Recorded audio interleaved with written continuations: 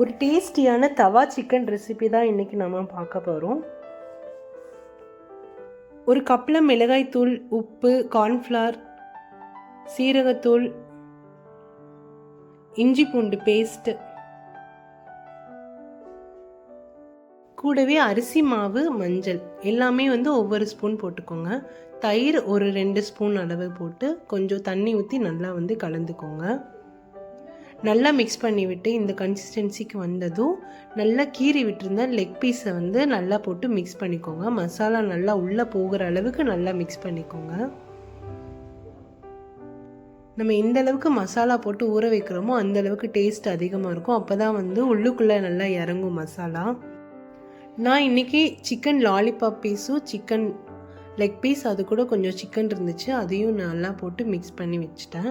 ஒரு 1 hour போல் ஊற வச்சிங்கனாலே போதும், நல்லா மசாலா உள்ளே இறங்கிடும். ஊற வைக்காமல் நம்ம போடும்போது தான் உங்களுக்கு சிக்கன் பீஸ்லேருந்து மசாலா தனித்தனியாக உதிர்ந்து வந்துடுது. அதனால் நல்லா 1 hour போல் ஊற வச்சாலே போதும், உங்களுக்கு நல்லா மசாலா உள்ளுக்குள்ளே இறங்கிக்கும். இது பார்த்தீங்கன்னா 1 hour போல் ஊற வச்சுருந்த சிக்கன். நல்லா தோசைக்கல் காய வச்சுருங்க. ஒரு 5 நிமிஷம் போல் நல்லா காய வச்சதுக்கப்புறம் எண்ணெய் ஊற்றுங்க. நல்லா மசாலா உள்ளுக்குள்ளே இறங்கிருச்சு, நல்லா காஞ்சிருச்சு. காஞ்ச உடனே நல்லா எண்ணெயை ஊற்றிக்கோங்க. நான் அளவாக தான் ஊற்றினேன். ஊற்றி நல்லா ஸ்ப்ரெட் பண்ணிக்கோங்க. இந்த மாதிரி நல்லா ஸ்ப்ரெட் பண்ணிவிட்டு ஒரு 2 நிமிஷம் விட்டிங்கனாலே போதும், எண்ணெயும் நல்லா சூடாயிரும். அதுக்கப்புறம் இந்த மாதிரி பீசஸை நீங்கள் பக்கத்தில் வச்சு போடுங்க.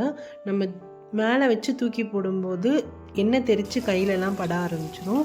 பக்கத்தில் கொண்டு போய் வச்சிங்கனாலே போதும், உங்களுக்கு எண்ணெய் தெரிக்காது.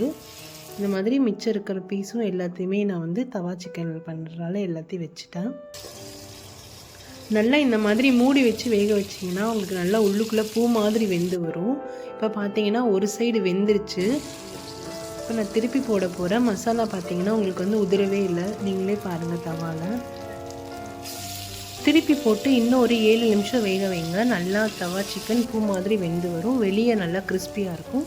ட்ரை பண்ணி பாருங்கள். ஃபைனலாக ஒரு டேஸ்டியான தவா சிக்கன் ரெடி ஆயிடுச்சு.